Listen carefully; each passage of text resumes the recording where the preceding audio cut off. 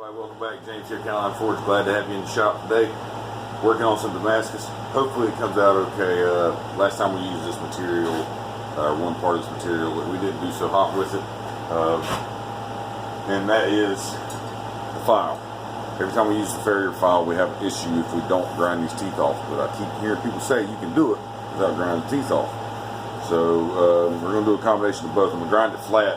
But if you know how a file's made, the teeth aren't added on. The teeth are cut out from the parent stock. So they're dug in, folded up. So even if I grind this flat, I still have some pockets here. So once I get it ground flat, I'm going to etch this or soak this in a muriatic acid bath for about 10 minutes or so, because it gets it perfectly clean. I mean, it'll take all the oxidation, it'll take everything off of it. We'll clean it up, and then be able to cut it up, get it ready to go. What we're putting with it, bandsaw blades at 10 cents from Big Dog Forge. Good slabs of 15 and 20. We'll clean these up real well, up on the grinder. Get them cut up as well. Come with me, have some fun, see how this goes.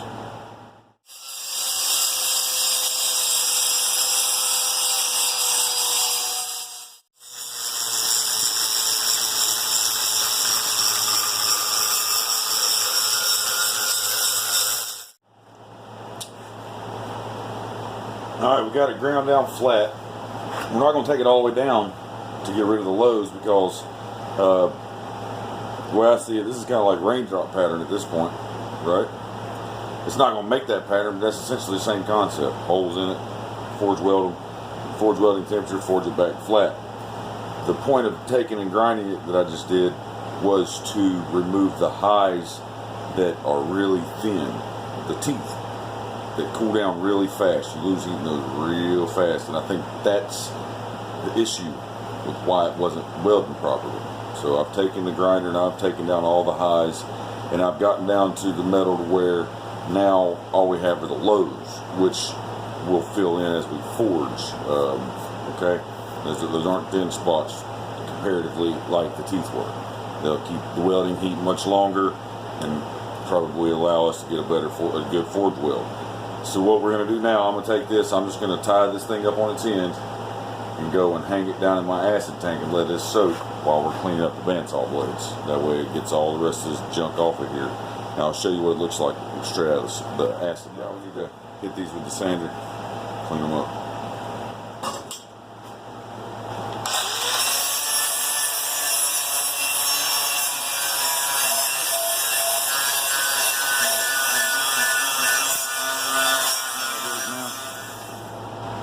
There's nothing on this thing. Spotless. Okay? I'm going to get this thing measured, cut up into even pieces, and go from there. 14. So if we cut it in 3.5 inch pieces, we should get 4 pieces of this. So that's what we're going to do.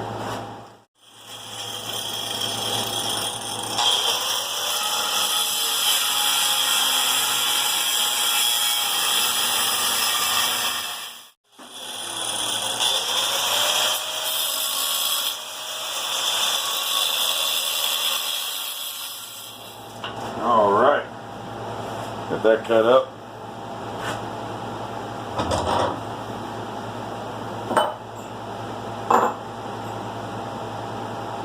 Now, I'm going to place this on here, outline.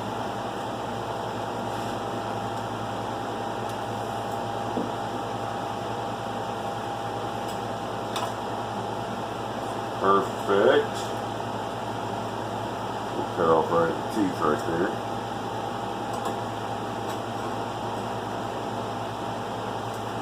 I think one piece of this 15 and 20 is going to be plenty.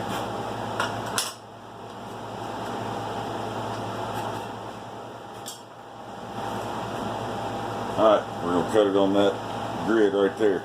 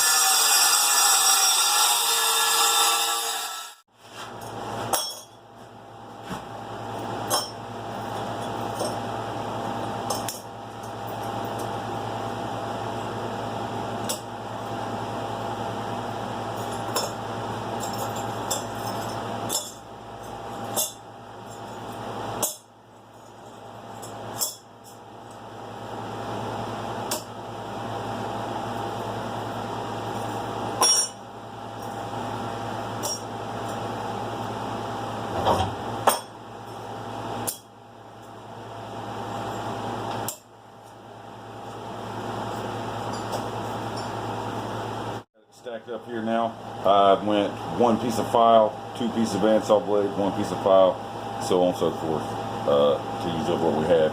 Came up with a total of 1, 2, 3, 4, 5, 6, 7, 8, 9, 10 layers. So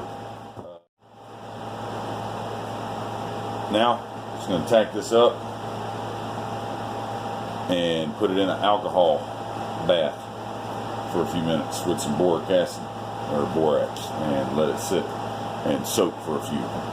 Alright.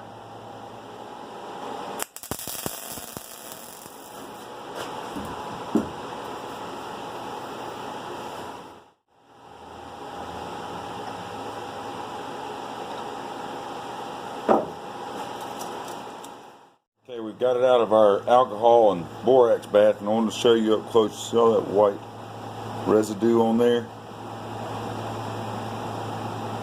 That's the borax that the alcohol left behind. And it's all down in the cracks and everything.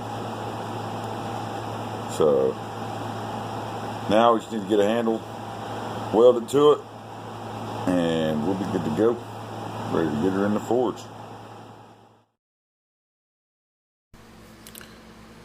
Alright, doing a little voiceover here real quick because apparently I had my fan blowing on the microphone and couldn't hear anything anyways, but just gonna let the heat even out in this billet, get it fluxed up real well, tighten it up real quick on the anvil, make sure everything's good, and we're gonna go back in the fire and bring it up to welding temperature and head on over to the press. So just let this heat even out through the center of it all the way, and then back in the fire we go. Got it up to welding heat, and that's real time. This press moves pretty quick. So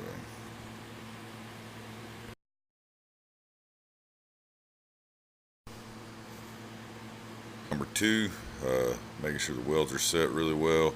At this point, this thing's welded pretty good. 22 tons of pressure. It's undoubtedly welded pretty solid. Go on the sides, check it, everything's holding. So now it's just time to draw it out. And that's what we're going to do. We're going to draw this thing out. We're going to cut and fold it.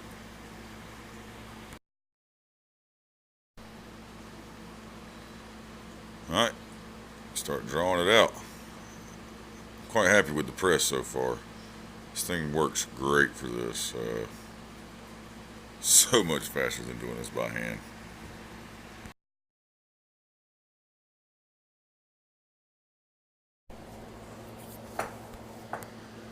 Alright, one last pass through this, get it to where we want it to get ready to cut and stack this thing up. This thing makes short work of it for sure.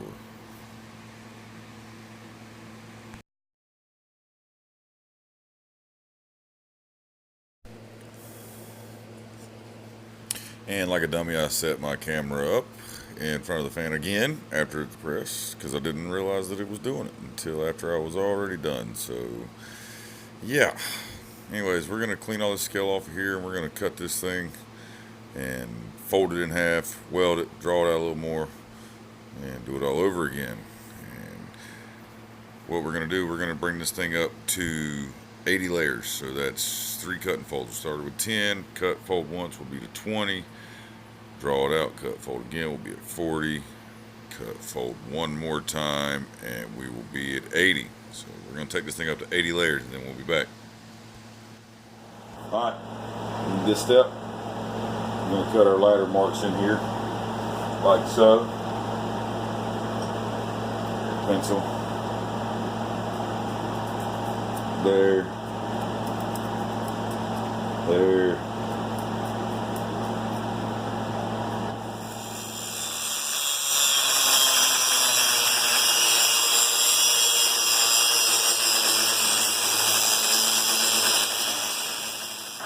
Finished grinding it. I went ahead and took the liberty of grinding one down the center too. I want to see what that does to it. I think it's going to look pretty cool. Got them ground in pretty deep. At least 3/16 of an inch or better. Maybe 1/4 inch. Maybe even more than 1/4 inch. Actually. But they're in there pretty deep. We're going to take this to the press now, get it hot, and press it out.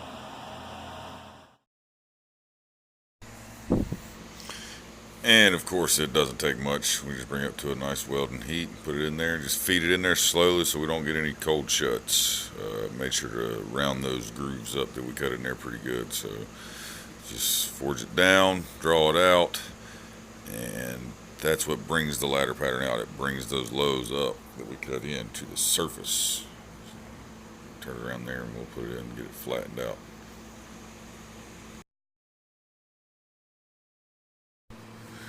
We come in here on its side nice and straight, and we're going to press it one more time just to get some more length out of this, and this bar will be done. It came out pretty good as far as the forging. Now we just got to get it to its final dimensions, let it cool, clean it up, straighten it up. Press is awesome, man. This thing moves fast. It's a lot faster than I expected it, really. So I'm very pleased with it.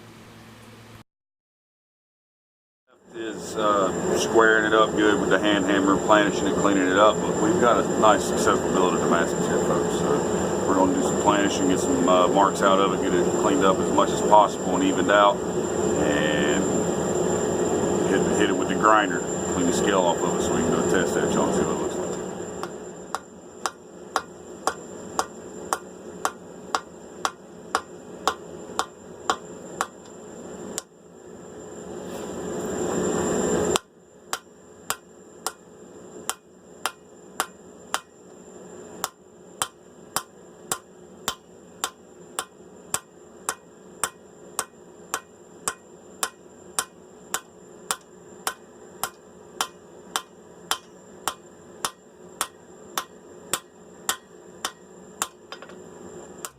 Ground most of the scale off. I'll sand it nice and smooth after the test edge.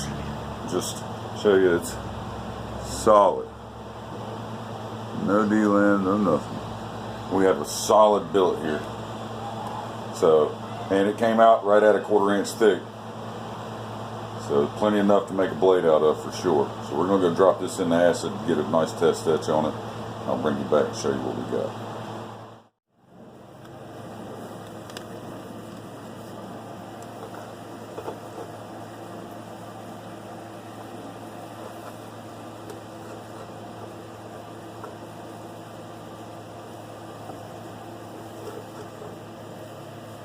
Look at that.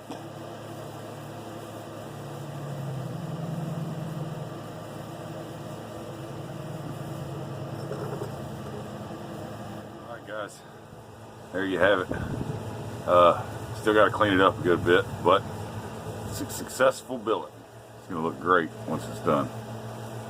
Look at that. That's just the test edge. It was in there about 10 minutes.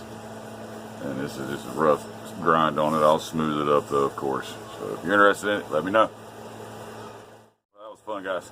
Appreciate you watching. We're going to be doing more of that, different style patterns. Next one I think is going to be a nice raindrop pattern. Get some of those under our belt before we jump into the mosaics.